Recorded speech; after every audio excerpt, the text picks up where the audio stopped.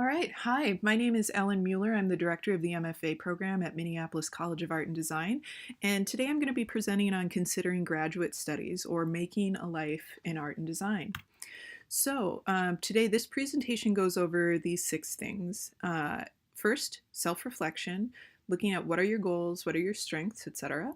Then figuring out the type of degree and the type of institution that you'd like, and then researching schools, and then narrowing your selection to visit schools, and then wherever you've been accepted, assessing your financial aid package, and then finally, the best part, selecting a school. Things to keep in mind. Your education will serve you for the rest of your life. No one can take it away from you ever. And if you have a strong belief in the creative process and the act of making as an important endeavor, you might be ready for graduate school. Things to ask yourself. If you enjoy intellectual curiosity, reading and problem solving, exploring new ideas, then you might be ready for graduate school. Similarly, if you desire to improve yourself, you want to expand your opportunities, you want to try to transform your interests into a career, again, you might be ready for graduate school. So before you apply to graduate school, you want to ask yourself why. Why do you want to go to graduate school? What do you hope to get out of it? For example, grad school can provide many different things: mentorship, skills, an opportunity to really focus on a studio practice, establishing a peer group. And one that I think is really important is exploring and talking about the historical and theoretical underpinnings for your work. It's really tough to do that on your own, and grad school is a great place to learn how to do that.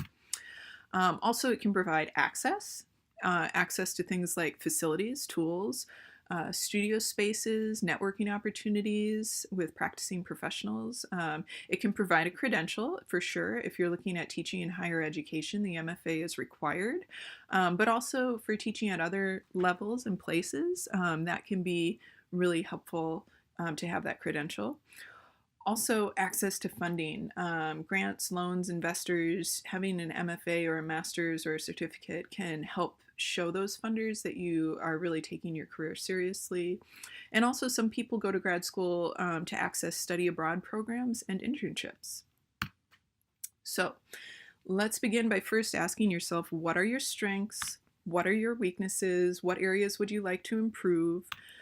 What do you need to reach your goals? And in terms of a career, I always like to point out that getting a grad degree can affect your future employment by increasing the amount of responsibility that you assume.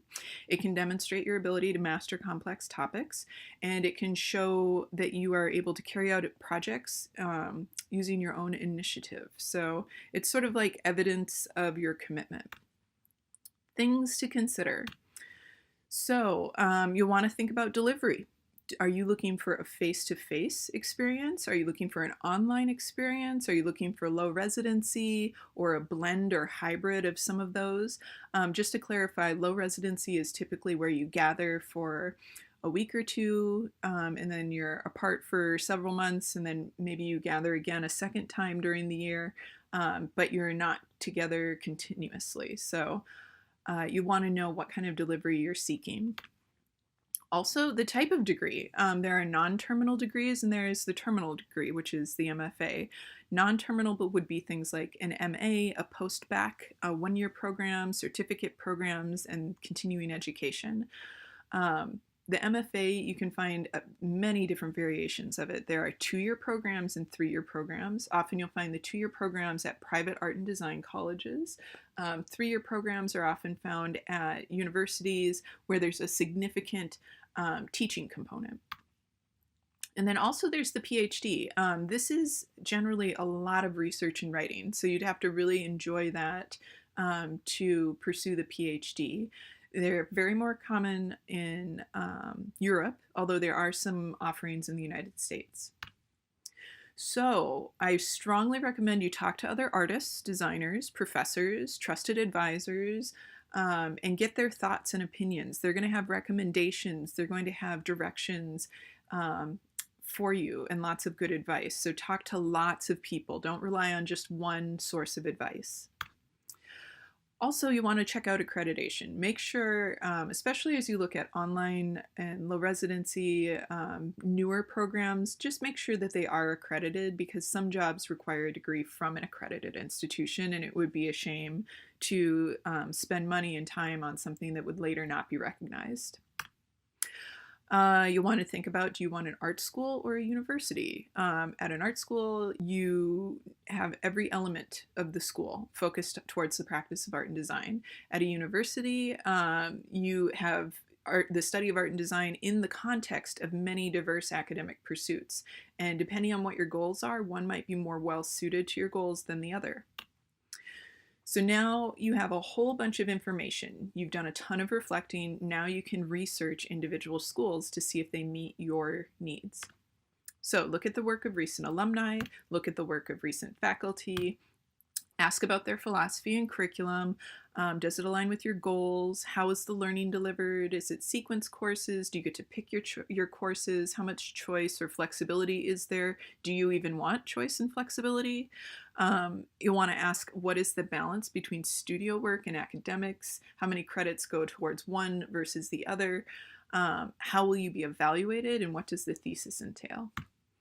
You also want to ask a lot about faculty, mentorship, who is there and what is your daily contact. A lot of schools have really great folks who are on the faculty, but your access to them might be somewhat limited depending on who the person is, so do ask. Similarly, faculty go on sabbaticals all the time, or sometimes they're up for retirement. And if you really want to work with a person, do inquire if they will be there during the time that you would be in the program. Also ask about space, facilities, how much access will you have, and do you need to bring skills with you, or are you able to do a lot of skill development during the program? Similarly, you want to ask about the visiting artist program. How much access do you have to those artists? Will they be doing studio visits, etc.?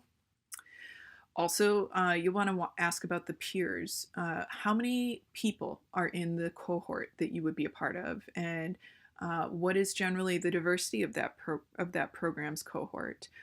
Similarly, professional practices, what are they doing to prepare you for post-graduation? Does that align with your goals? What is the school's reputation? Is it a real reputation of excellence, or is it a legacy? And the way to determine that is to really talk to current students and recent alumni. That's folks who are 1 to 5 years out. So once you've done all that research for your schools, you'll want to narrow your selection. Some will become clearly more suited to your goals, while others will be less so.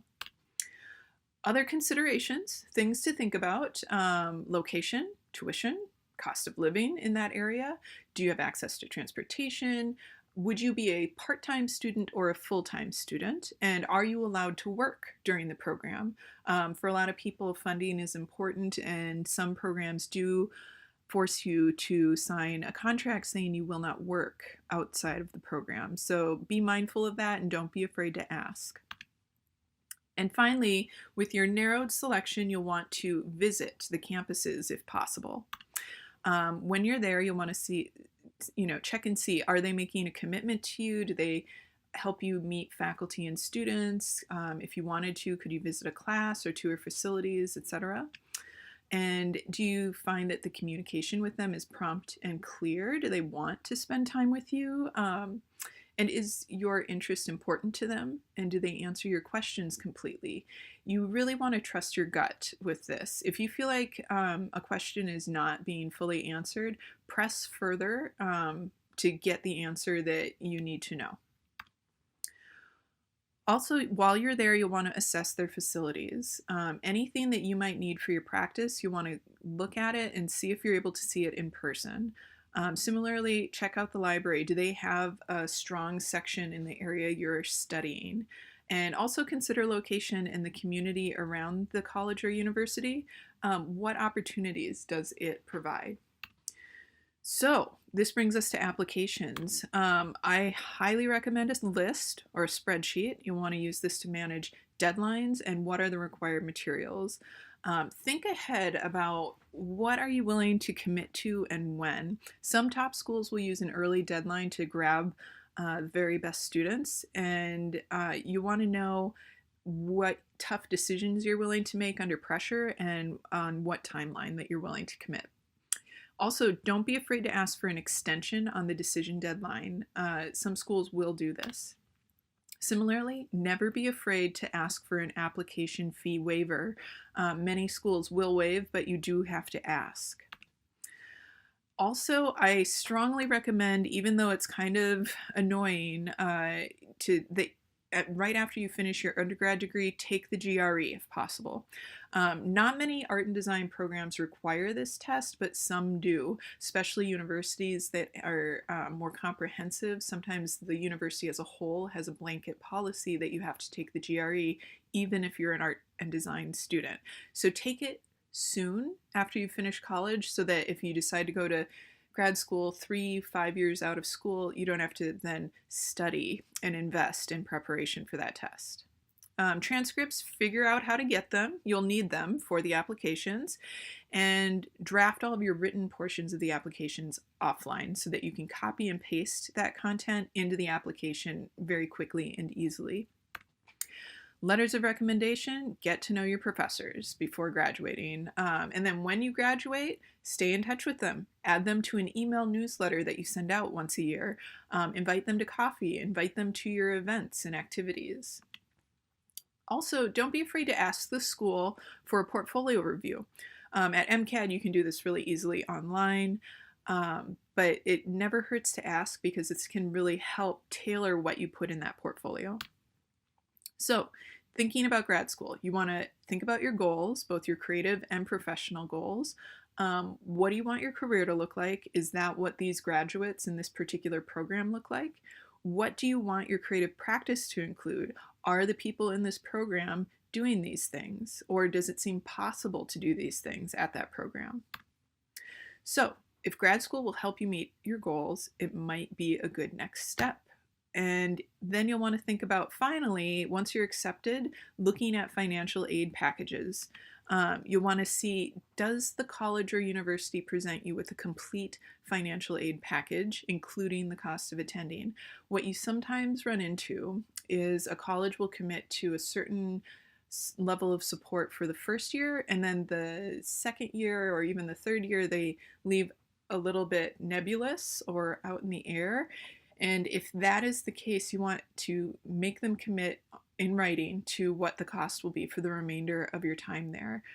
If they are unwilling to do that, you should just take note of that and keep that in mind when comparing your schools. Also, be aware of discount rates. This is also known as sticker shock phenomenon. Private schools often have really high tuition, but rarely do people pay the full sticker price of that tuition. So as you're shopping around for schools, try not to let the sticker price dissuade you. Certainly be aware of what the financial aid package states, but the sticker price alone is sometimes misleading. So, other things to consider, you're going to see things listed like grants, awards, scholarships. Those are all things that don't need to be paid back. Similarly, you'll see mention of assistantships in many cases. These could be teaching assistantships, research assistantships. Sometimes it's just called a graduate assistantship, and it's like work study. You learn while you are earning. You'll see loans. Loans are obviously money that you have to pay back. And something to be aware of and to do a little research with is corporate education programs. Sometimes you can spend a year or two working at a particular corporation, and then they will subsidize part of your education. So to recap, first, you need to reflect. Ask yourself tough questions about your goals, your strengths, your areas for growth. Then you'll want to figure out the type of degree and the type of institution that you want. Then you will research schools that fit these categories, and you'll narrow it down to a selection that you can visit. Finally, you'll apply, and where you're accepted, you will assess the financial aid package, and the best part is selecting a school.